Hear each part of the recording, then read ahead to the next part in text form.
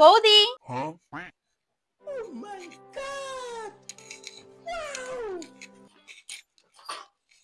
কি ব্যাপার, তুমি কোনো ফোন না করেই হঠাৎ চলে এলে? আসলে কি বলো তো বৌদি, তোমার নন্দাই তো বাড়িতে নেই, তাই ভাবলাম এই সুযোগে তোমাদের বাড়ি থেকে একবারে ঘুরে যাই। ঠিক আছে, তাহলে তুমি বসো, আমি তোমার জন্য চা নিয়ে আসি। এ তো হঠাৎ করেই আমার ঘাড়ে চেপে বসলো, একে কি করে তাড়ানো যায়? আইডিয়া! এই নাও, চাটা ধরো। বৌদি, কি রান্না করেছো? তেমন কিছু রান্না করিনি, বিকালে আমি আবার আমার বাবার বাড়ি যাব। ঠিক আছে, আমি তো আর থাকছি না, তাহলে তুমি এবার থেকে কি করবে? তাহলে তুমিও চাটা খেয়ে এসো।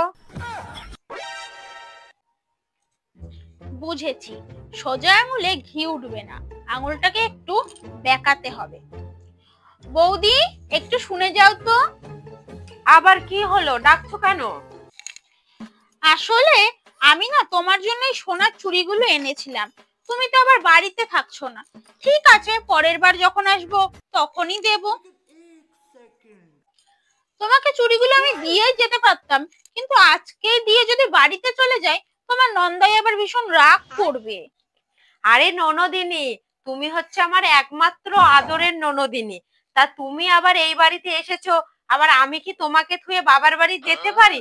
আরে না না, তোমাকে যেতে হবে না, তুমি থাকো। ও ঠিক আছে বৌদি, এই নাও ধরো।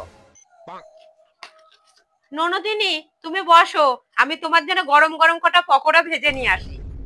আর শোনো, তুমি কি খাবে? মাছ খাবে না মাংস খাবে? তুমি যেটা খেতে ভালোবাসো আমি সেটাই তোমাকে রান্না করে দেব।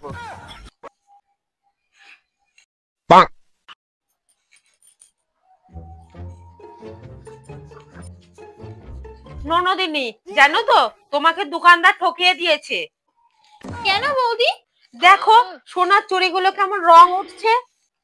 শোনো বৌদি, দোকানদার নয়, আমি তোমাকে ঠকিয়ে দিলাম। হ্যাঁ মানে? রইলো তোমার সোনার চুড়ি, আর চললাম আমি।